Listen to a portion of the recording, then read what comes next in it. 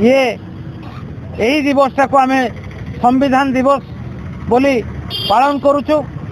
Doctor Baba Saheb Ambedkar यही दिवस रे संविधान परिकल्पना करथिले एवं 1949 मसीहा नवेम्बर 26 तारिख दिन ये कार्यकारी आरंभ होइतला एवं संपूर्ण भावे ये कार्यकारी हला 1950 मसीहा जनवरी 26 तारिख दिन।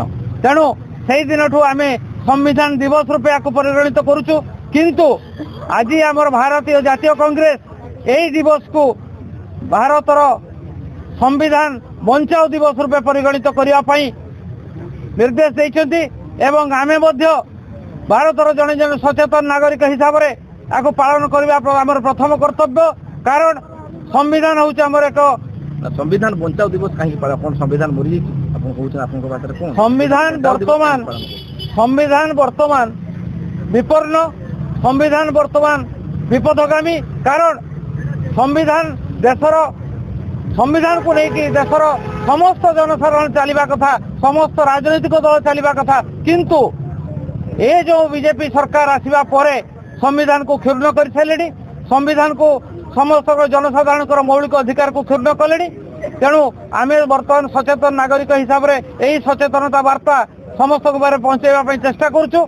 एवं आज दिन आम संकल्प नबू जितेबाला आमर प्रथम जिनस आम जड़े जड़े भारत वर्षर स्वतंत्र नागरिक आम जड़े जड़े नागरिक हिसाब से आमर जो भोट देवार जो प्रथम अधिकार मौलिक अधिकार ये क्षुण्ण होबार लगी।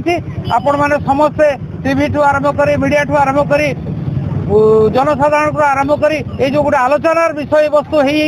तेणु आम भितर सचेतनता जागृत होनी।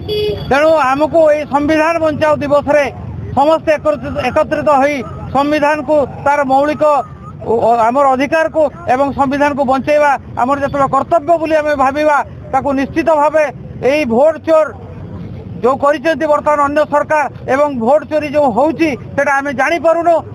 एबे गत निर्वाचन बिहार रे गला एवं बिहार निर्वाचन रे आम जानिबाकू पाइलु जेकोसी दल जेकोसी लोक गोटे निर्दिष्ट दल को बर्तमान संविधान विपद रे अछि। निश्चित भावे संविधान विपद रे अछि एवं संविधान को विपदगामी करैबा पई मध्य प्रचेष्टा कुचक्री सरकार बर्तमान चलैछन्ति। तेणु आगामी दिन में यह केमती आर प्रतिवाद पूर्ण प्रतिवाद करी आम संविधान को बंचाई रखा आमर प्रथम कर्तव्य और दायित्व होगा उचित।